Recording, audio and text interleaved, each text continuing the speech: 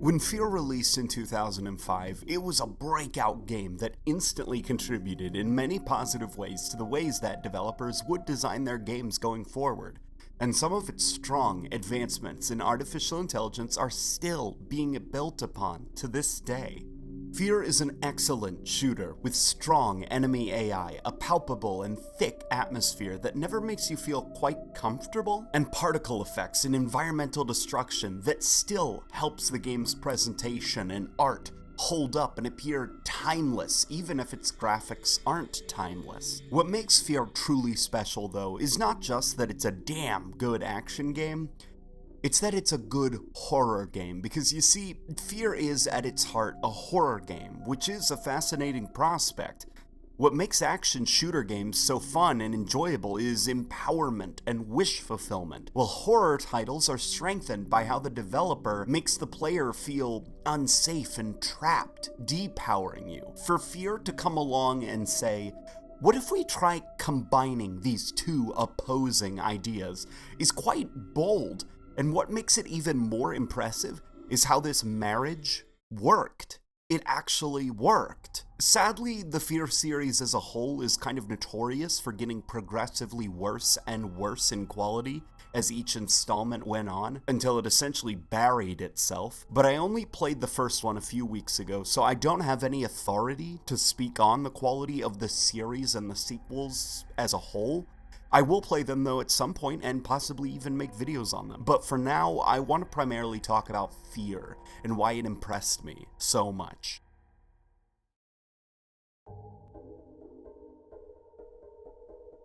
F.E.A.R is an interesting blend of genres. Imagine if I pitched you The Grudge meets a John Woo Hong Kong action movie. The game stars you as F.E.A.R's new point man, which essentially means you're the action star. You're the guy who goes in first. You're the guy to breach a room and take point. The reason you're their new point man is due to your unnaturally quick reflexes, which manifest in a gameplay mechanic where by pressing control on your keyboard you can simulate the fast reflexes of your character and slow down time around you while all your personal attributes are sped up. Further hitting home the John Woo comparisons, firefights in this game are chaotic, and I mean chaotic.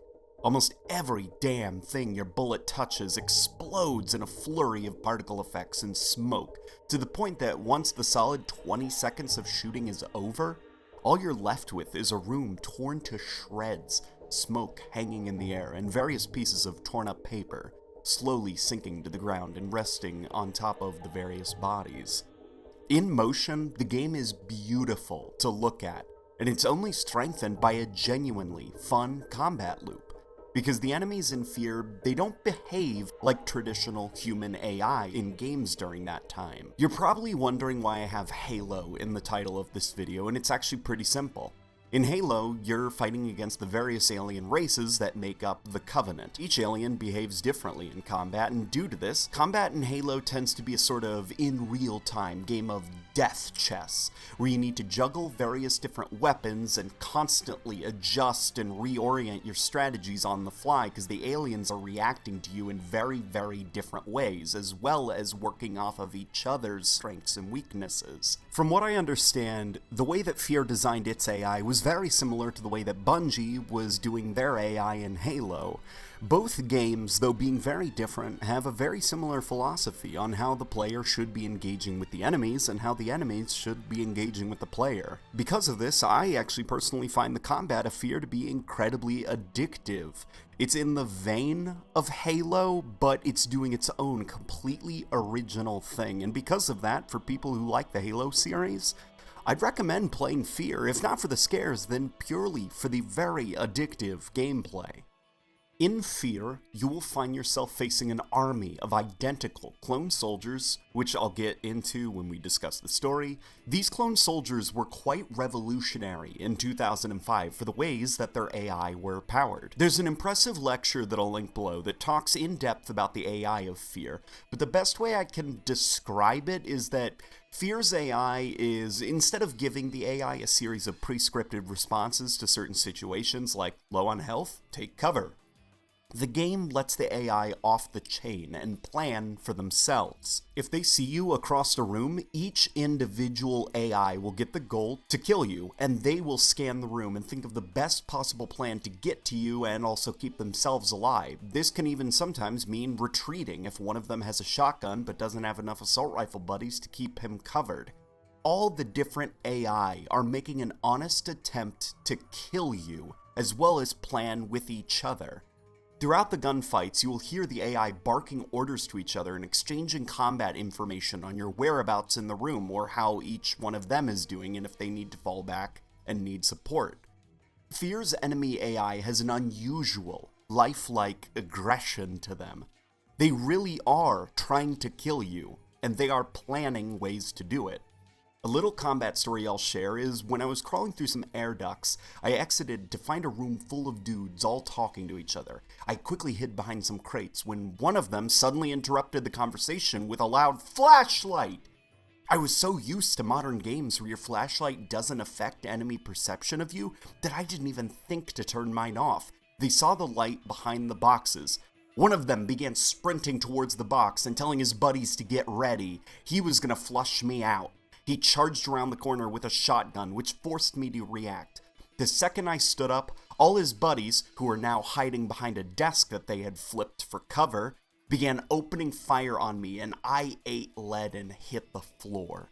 I had no medkits, and I had to restart my last save. This time, I decided to do it a little bit more tastefully. I turned off my light. F.E.A.R is a game where no two playthroughs feel the same. It's hard to manipulate or nail down specific strategies for dealing with a room of clones, because the clones, they never react the same way. They counter your strategies and come up with their own, which makes the slow-mo effect that I talked about earlier elevate from just a pointless gameplay gimmick into a legitimate strategy. Sometimes the enemies are simply too much for you to deal with. But why are we fighting an army of cloned soldiers as the new point man for F.E.A.R team?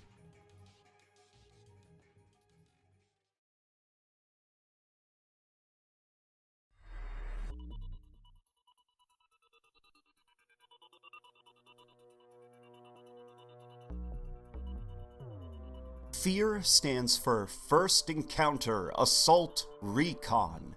And as F.E.A.R, you are an organization that acts as kind of like a militarized version of the Ghostbusters or even the Men in Black. A military unit that is deployed to deal with supernatural or alien encounters. When the game begins, you're briefed on a situation that's unraveling at Armacam headquarters, where an experiment involving a cloned army that are programmed to become active and take orders from a telepathic commander has ended in disaster.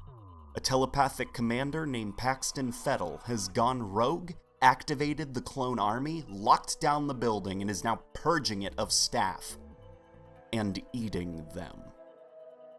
Throughout the game, you fight both Fettel's forces and the security staff of Armacam as they try to stop Fettel's murderous rampage, but more importantly, keep you from uncovering something they're trying to bury, something called Project Origin. As the game progresses, you start to realize that something isn't quite right. It may be as simple as a shadow just moving in the corner of your eye, but vanishing when you try to get a good look at it. The feeling of being watched by something you can't see. The delicate balance between horror and action is something the game achieves by frequently flipping your role on its head. You frequently change from the hunter to the hunted. In the dark office spaces and warehouses of Armacam, the vengeful spirit is watching you. At first, you aren't quite sure if it's just this telepathic commander making you see things, but pretty soon into the game it becomes apparent there is a ghost here, and she and Fettel are linked to Project Origin. As a clever way to help amp up the suspense and fear, the developers made the choice to have your character be completely silent and have you always in control. Most of your interactions with humans are via radio or behind glass, and the few times that you do meet them in person, you are frequently told to go on ahead.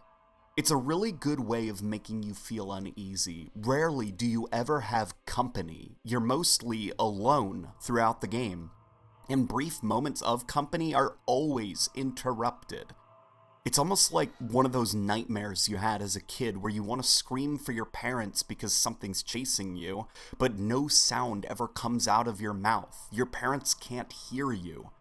By detaching the player from the few friendly faces around them, you always feel just out of reach of safety, because most of the time, you are.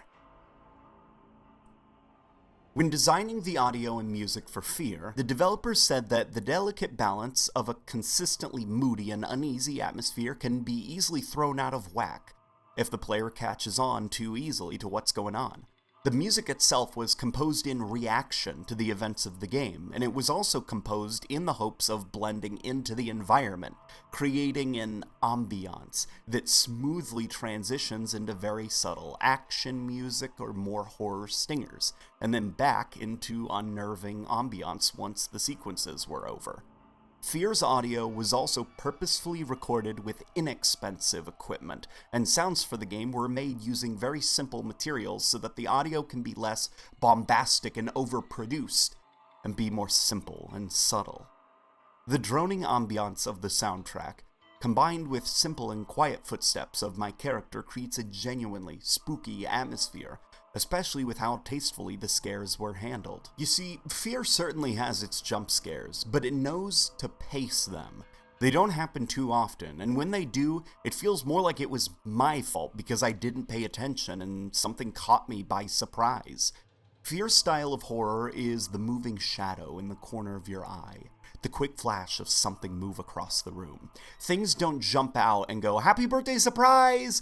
A monster doesn't scream in your face while clawing its eyes out. The scares are as quiet and subdued as the atmosphere, and when you're low on health and you enter a room with one medkit and a single light that suddenly flickers out, you sometimes have to force yourself to move across the room and get that medkit despite knowing that something's coming, or that something isn't coming.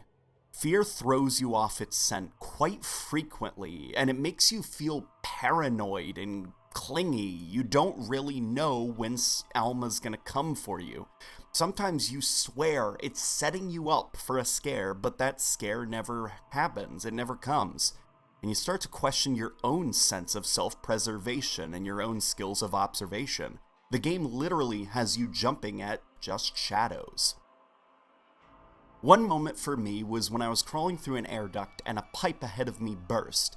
Past the steam, I saw a bony, long-legged thing crawling at me quickly through the air ducts. I shot up the inside of the duct, but when the smoke settled, I didn't see anything. No bodies. Nothing was there.